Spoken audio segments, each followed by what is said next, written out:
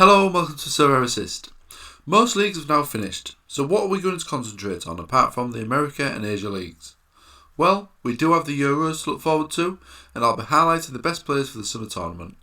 I'll be highlighting all the top selections from premium to budget players, so make sure you stay tuned while I'll be highlighting midfielders. Before we get into it, if you like this video, then please like, share and subscribe to the channel and ping that notification bell to be alerted about any new videos and content from me. Doing all these things will really help support the channel and help YouTube become my best friend. If you're not signed up to Sorare yet, you can sign up using the link below to get 10 common cards and 1 free rare card. So let's get into today's content. So in this video series, I'll be concentrating on Euro 2021. But there is also the Copa America in the summer too, and I've also done a video on the best players for that tournament. You can find a link in the description below. So on to the Euro 2021 players. Last week I did defenders and the previous week I did goalkeepers. This week I'm going to be concentrating on midfielders. All these players have started most of the games for the country in the Euro 2021 qualifiers and the recent World Cup qualifiers. So look to be first team regulars for their country. These players have shown fantastic stats for the country and look capable of good scores at the Euros. First, let's have a look at who the favourites are for the upcoming tournament. As we can see, England and France are the joint favourites at the time of recording, followed closely by Belgium, then we've got Spain, Germany, Portugal, Italy, then we've got Netherlands and Denmark seem to be the outside shot there. So we can see who the favourites are there, the usual big countries that you'd expect to be the favourites in tournaments like this. But you never know, we might get some surprises as we sometimes do in these tournaments. Okay then, so on to the first player then. So I'll be going through each group one at a time, starting with the earliest group as in Group A or Group B. And then I'll be working my way through the groups, highlighting the players for that group that I've managed to find that are obviously eligible for the scoring on Sorare. I've managed to find players for every group this week in the midfield category, and I'll be going through the premium to budget options, starting with Group A. Let's have a look then, first of all, at who the favourite is in Group A. So as you can see, the favourites are Italy in this group by a clear percentage there. Then we've got Switzerland, followed closely by Turkey, and last but not least we've got Wales. So I'll be highlighting the players from this group first of all, obviously just the midfielders. So let's get stuck in then. So the first player I've gone for is Nicolo Barella of Inter Milan. He plays for Italy, he's a midfielder. He can play as an attacking midfielder or defensive midfielder. He's had a very good season for Inter Milan this season as well. And let's just have a look at some of his stats from the qualifiers then. Starting with the European qualifiers. So he started 8 games for Italy in the qualifiers. He actually scored 3 goals and also got 2 assists. He's also shown 1.4 shots per game. So he does seem to have more goal threat for the international side than he does for Inter Milan, which is good. He's maybe pushed a little bit further forward for Italy. He's also got 1.8 key chances as well per game, which highlights that he is quite a creative force in the Italian team. So he has got some fantastic stats here for Italy. He's also shown some decent passing numbers as well.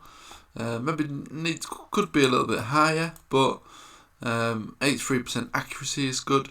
He's also getting a number of tackles in as well, so he's also performing some defensive duties as well for Italy. He is probably on the expensive side because he is quite young at 24.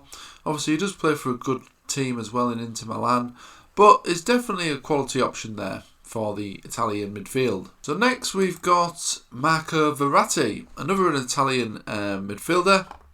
More defensive than Barella, I'd say, for Italy. He obviously plays for Paris Saint-Germain. Still only 28.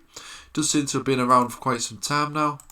Let's have a look at the stats during qualifying. You can see straight away that his average score on SofaScore was brilliant. 7 starts, 2 goals as well, and also 2 key passes. But look at the accurate passes per game. 100 accurate passes per game. That is brilliant. 91% accuracy as well. So that does look really impressive. He is also having some shots as well, with an average of 1 shot per game. So in the qualifiers, the recent World Cup qualifiers, he started 2 of the games. He was showing some impressive accuracy again as well. And he's also got the key pass there as well. So it does look a very good option for Italy in the central midfield, and I expect him to be a starter for them. A bit more defensive perhaps, but he is going to see a lot of the ball, get a lot of passes, which will rack up his points on Sorare. So next we're going to move on to Switzerland in Group A. And first choice is Shaqiri. Okay, he's not had the best season for Liverpool. In fact, he's not really played that many for Liverpool. But for Switzerland, he's still a regular and is still a fantastic player. Even though he can't get into the Liverpool team, he is a very good player still. He is only 29. He might potentially get a move away from Liverpool, you never know. But let's have a look at some of his stats for the national team in the recent World Cup qualifiers. So he started 2 of the games and he actually scored 1 and also assisted 1, with an average of 2 shots per game, 2 big chances created and 2.5 key passes per game. He's also taking corners as well for Switzerland, as you can see there. And he's also shown some good pass accuracy as well for a midfielder, for an attacking midfielder. An 83% accuracy as well. He's also shown some good tackles per game, 3 per game for Switzerland in the World Cup qualifiers. So he does look a good option. And I think he will be one of the starters for Switzerland. One of the creative forces in Switzerland's attack. So I think he is a very viable option. In terms of next season, we're not 100% sure what he's going to be doing. Don't know if he's going to stay at Liverpool or if he's going to actually move to a club where he's going to get some first team football. He is a quality player when he does get a chance to play though. So next up, we've got moving on to Turkey. And the first choice from them is Hakan Calhanoglu. Fantastic season for Calhanoglu with Milan. Still only 27. If we look at some of his stats from the European qualifiers, he started 7 games, scored 1 goal, also got 2 assists. He's shown good goal threat though. He's an attacking midfielder. 1.6 key passes and also 4 big chances created as well. Passing numbers are good and the accuracy is also over 80 as well, which is what we like to see. Does look a very good option in the World Cup qualifiers. He started 3 games and actually scored 2 goals and got 3 assists, which shows his fantastic creativity, and also he has really good goal threat as well, as highlighted as his 1.7 shots per game in the recent World Cup qualifiers. Again, his passing numbers are good, his accurate passing numbers, and also the accuracy is very good as well, 84%. He's also created 2 key passes as well in the recent World Cup qualifiers. Playing for Milan also helps. So next up for Turkey, we have Yazici. Plays for Lille, obviously the current French champions now, after they beat Paris Saint-Germain, which was an impressive season for them. He's only 24. Looking at the qualifiers, he started 2 of the games, scored 1 goal and 1 assist. But in the recent World Cup qualifiers, he started all 3 games. He did get an assist there, and also got some good shots per game as well. And I do expect him to be in the Turkish team as one of the starting men there. Maybe fighting for a place with Calhanoglu potentially, but I'm sure they could fit him in across the front 3 because he is very versatile and he can play in a number of positions. I don't think Turkey have got a chance of getting a couple of results in Group A. Yazici does look a very good option. So that's it for Group A. We'll now move on to Group B, but first of all we'll have a look at the favourites. As you can see, Belgium are the favourites in this group. Second favourites are Denmark. Then we've got Russia, slightly behind Denmark there. And last but not least, we've got Finland. So let's have a look at the first player then that I found for the players in this group in the midfield category. So first up, I've gone for Magomed Ozdoev of Zenit Petersburg. He's 28, plays for Russia. And let's have a look at some of his stats in the qualifiers. As you can see, he started 9 of the matches in the qualifiers, scored 2 goals and also got 1 assist as well. Created 3 big chances and also had an average of 1.7 shots per game. and also has an average of 1.7 key passes and 1.4 shots per game. So he's showing good goal threat and creativity there. His passing numbers also look brilliant as well for a midfielder. 66 passes, accurate passes, which is 86% accuracy as well. He's also getting a number of interceptions and tackles as well, as you can see here. So he does look like an all-round player, and as you can see from this heat map, he does get all over the pitch. So it does look like he's a valuable player for Russia.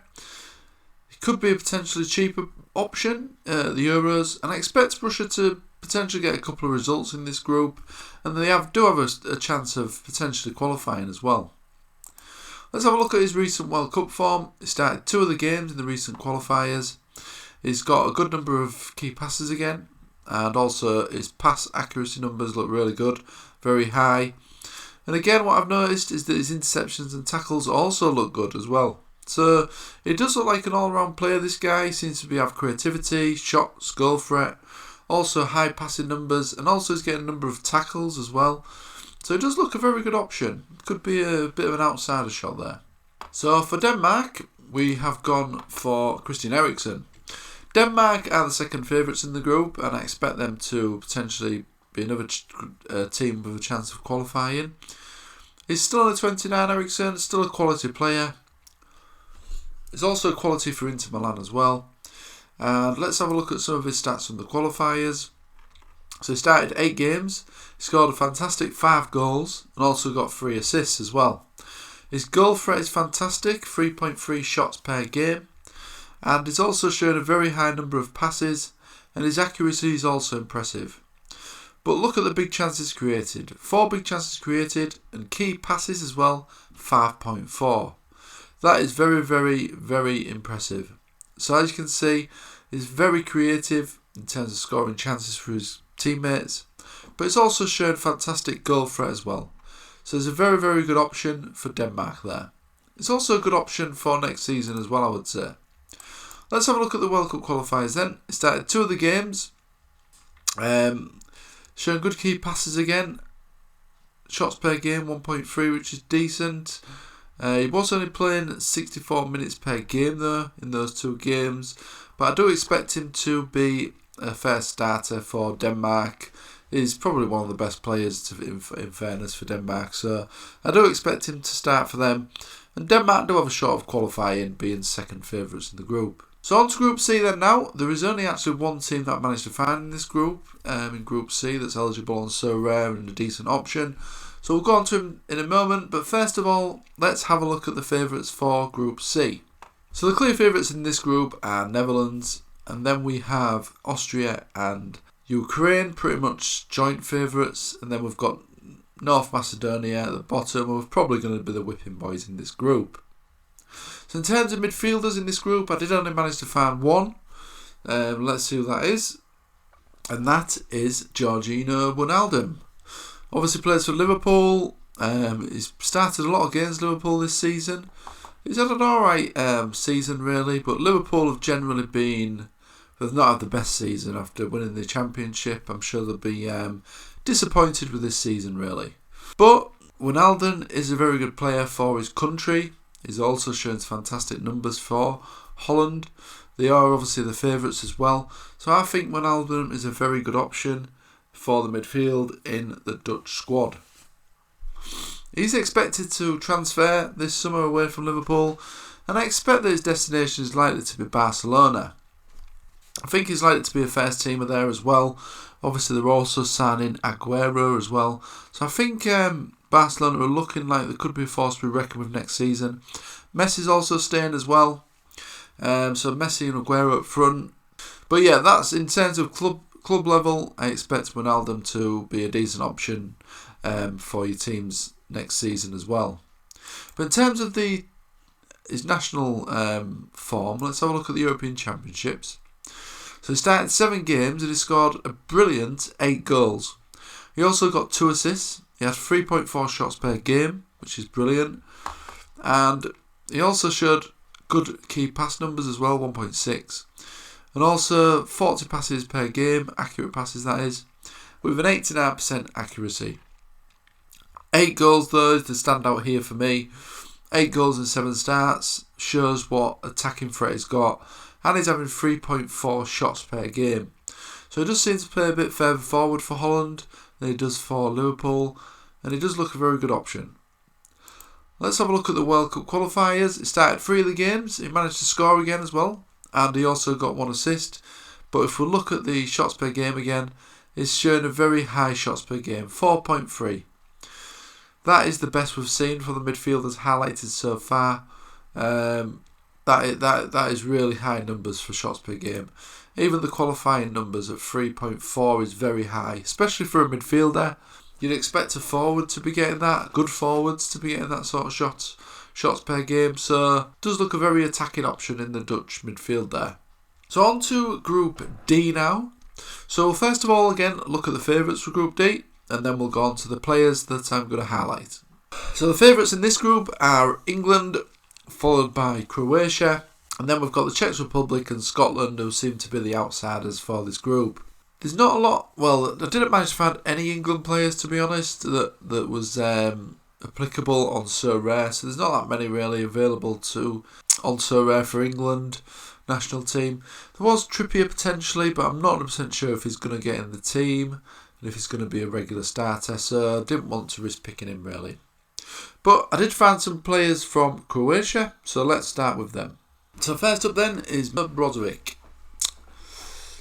Plays for Inter Milan and obviously Croatia. Fantastic option for Croatia. If we look at some of his stats, he started 6 of the games in the qualifying and he assisted 2 goals. He had a fantastic high pass accuracy of 93 on average per game and 93% accuracy as well. So he's more of a defensive player for Croatia. He sits in the middle of the park, popping the ball around to teammates. And he does take corners as well, as you can see here, from this side of the pitch. Did get 2 assists as well, and he does have some shots as well per game, 1.5. But he's more of a defensive player really. But he can still rack up the good scores with those high passing numbers that he has per game, which was 93 on average in the 6 games in the qualifiers. In the World Cup qualifiers, he started 2 of the games. Again, had fantastic high accurate passes per game, as you can see here. And he also shows some good tackles and interceptions, as you'd expect from a more of a defensive midfield player. So next up in the midfield for Croatia, I've gone for Ivan Perisic. Inter Milan player, 32. He's 32 now, but I expect him to play for a few more seasons yet. He's still a quality player, looks fit as well.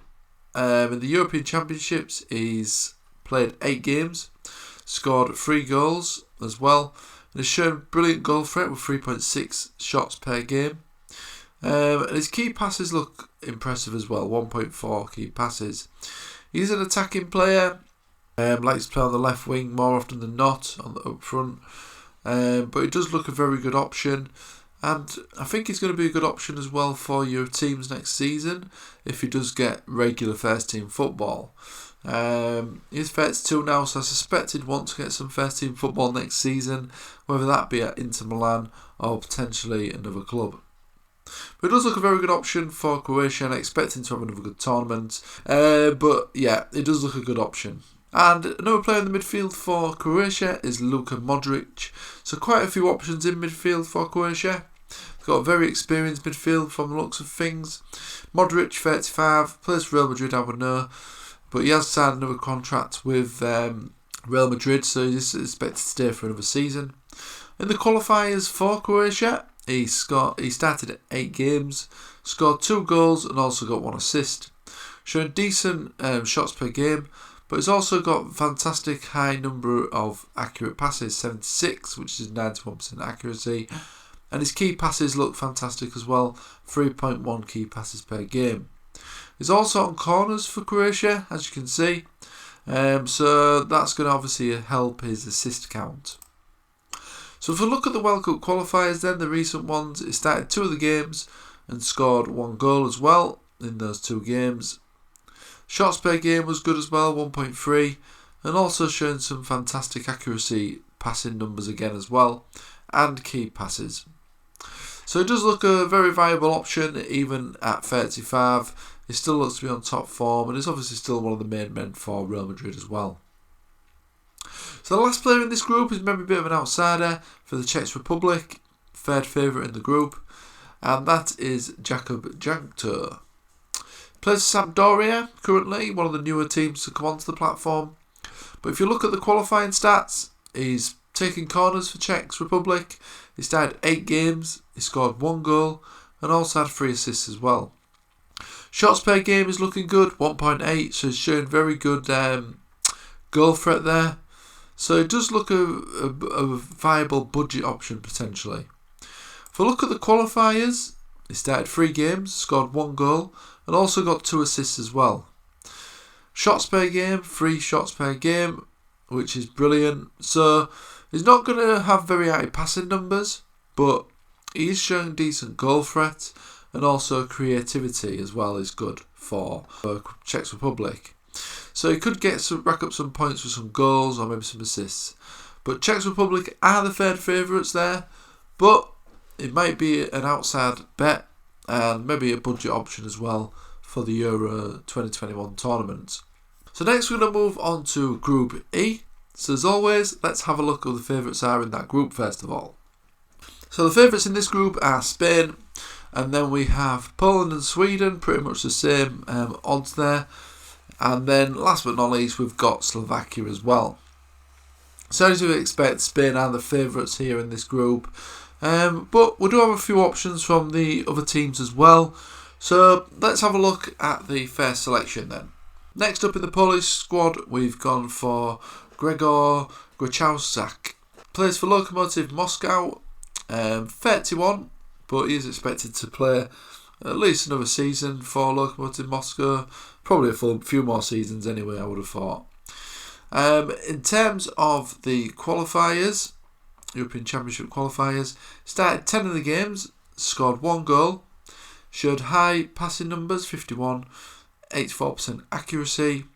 He did have some good goal threat as well, 2.2 shots per game, but he's more of a defensive midfielder really, I'd say. Sits in the middle of the park, and as you can see here is highlighting that by his number of interceptions per game and tackles per game as well, which is 2.3 and 2.4 respectively.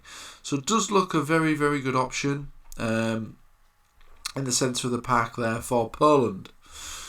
In the recent World Cup qualifiers, he started all 3 games. He got an assist, again showing some decent goal threat, 1.7, 61 accurate passes, and 86% accuracy as well.